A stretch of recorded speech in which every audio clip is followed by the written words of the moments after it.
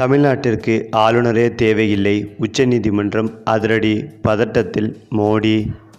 அதாவது டாஸ்மாகில் அமலாக்கத்துறை ரெய்டு, போராட்டத்தில் குதித்த பாஜகவினர் கைது என தமிழகத்தில் பரபரப்பான அரசியல் சூழல் இருக்கும் நிலையில் தமிழ்நாடு ஆளுநர் RN ரவி 3 நாட்கள் பயணமாக டெல்லி புறப்பட்டு சென்றிருக்கிறார். அந்த வகையில் இந்த பயணத்தில் மத்திய அமைச்சர் அமித்ஷா உள்ளிட்டோரை ஆளுநர் சந்திக்க வாய்ப்பிருப்பதாகவும் மார்ச் 20ஆம் தேதி அவர் மீண்டும் சென்னை திரும்புவார் என தகவல் வெளியாகியுள்ளது.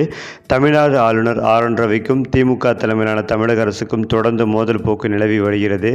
கடந்த சில ஆண்டுகளாகவே எதிரும் புதிருமாகவே இருதரப்பும் செயலாற்றி வருகிறார்கள். குறிப்பாக ஆளுநர் தான் கலந்து கொள்ளும் நிகழ்ச்சிகளில் சனாதனம் குறித்து பேசுவதும், திராவிட சித்தாந்தத்துக்கு எதிராக பேசுவதும் திமுக தலைமையை கடும் அதிருப்தியில் ஆழ்த்தி உள்ளது. மேலும் பல முக்கிய மசோதாக்களுக்கு ஒப்புதல் அளிக்காமல் ஆளுநர் காலம் தாழ்த்தி வருவதாக திமுக குற்றம் சாட்டி வருகிறது.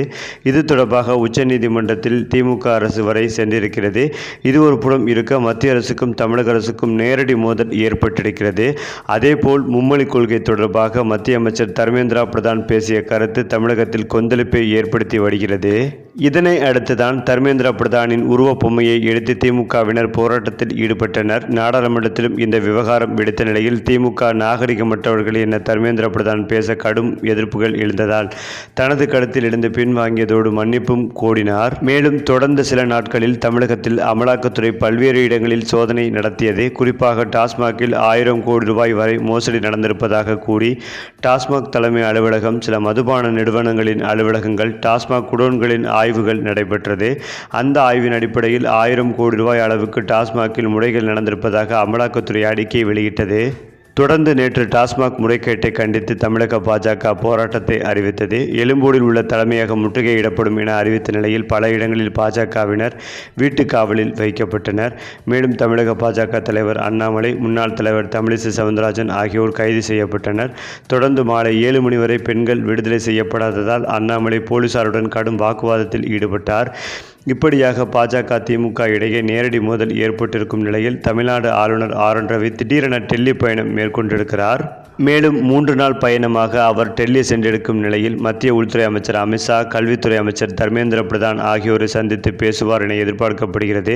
அதேபோல் தமிழகத்தில் தொடர் சட்ட ஒழுங்கு பிரச்சினை, மும்மொழி கொள்கை தொடர்பாக நடந்த போராட்டம், மத்திய அரசு மீதான விமர்சனங்கள், ஆளும் கட்சியின் செயல்பாடு, அமலாக்கத்துறை சோதனை, சோதனையின் அடிப்படையில் கிடைத்த ஆவணங்கள் மற்றும் பாஜக போராட்டம் ஆகியவை குறித்து பேசலாம் என கூறப்படுகிறது.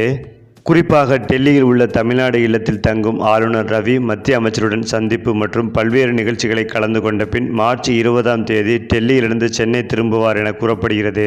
மேலும் இந்த நிலையில்தான் எதற்குமே ஒப்புதல் கொடுக்காமல் சும்மா வெறுமென சுற்றித் திரியும் ஒரு ஆளுநர் தமிழகத்திற்கு தேவையில்லை என்பதுதான் உண்மை. இதனால் ஆளுநரை நீக்க வேண்டும், ஜனாதிபதி இதை கவனத்தில் கொள்ள வேண்டும் என்று உச்சநீதிமன்றம் எச்சரிக்கை விடுத்துள்ளது. மேலும் இந்த பதவி பயத்தில்தான் திடீரென ஆளுநர் டெல்லி கிளம்பியதாக பரபரப்பு ஏற்பட்டுள்ளது. அநேகமாக இவர் பதவி பறிக்கப்படும் என்ற பயத்தில் ஜனாதிபதி திரௌபதி முர்மு அவர்களையும் சந்திக்க உள்ளதாக தற்போது தகவல்கள் பரவி வருகிறது.